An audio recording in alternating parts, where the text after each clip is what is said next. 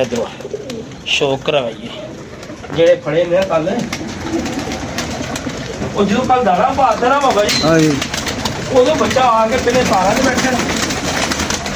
फिर वो आया इधर अच्छा बच्चा उड़िया है बच्चा उड़िया है वो बहदा बहदा ना डिगदा डिगदा डिगदा आके वेख दी हालत की गई बिल्कुल जुड़िया पे दाना इन्हें भी अज खुश नहीं कर बहुत चंगा बहुत चंगा बाबा जी को बड़ा कुछ सीखने को मिले बाबा जी जूम ना करो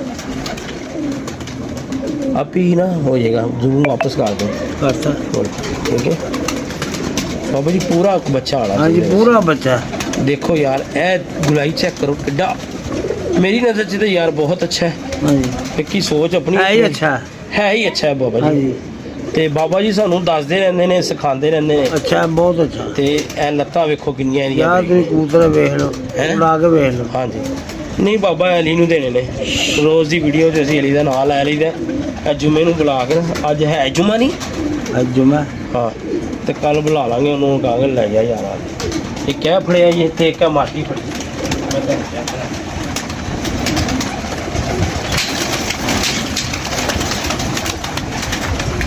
बाबा जी फर्क पैंदा किसी ਨੂੰ ਦੱਸੋ ये ओ बैठी है ओ परे बैठा ओ सामने बैठी है ਹਾਂ हाँ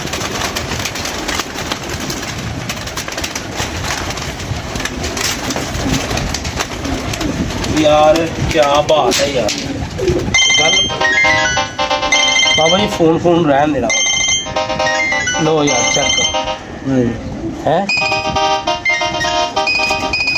सही बहुत अलामत तो जी बाबा जी शो कराऊंगा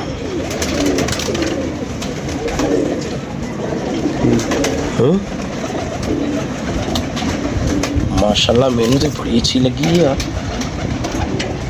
पुराने पुराने बेशक ही पर मादी बड़ी चंगी हाँ जी माशाल्लाह है कबूतर हुण बाबा घट हो गए ने दुम च सेंटर च काला पर है है पहले नजर आंदे हुंदे सी ए नाखून चेक कर लो यार पंजे चेक करो मादी दे माशाल्लाह यार ठीक है इस अलावा एक ए वेखो इन्हें दाना भी नहीं खाता ते मैं तुहानू एक होर विखा देना जेड़ा असीं खाया कि क्या बात है आज की चांदनी में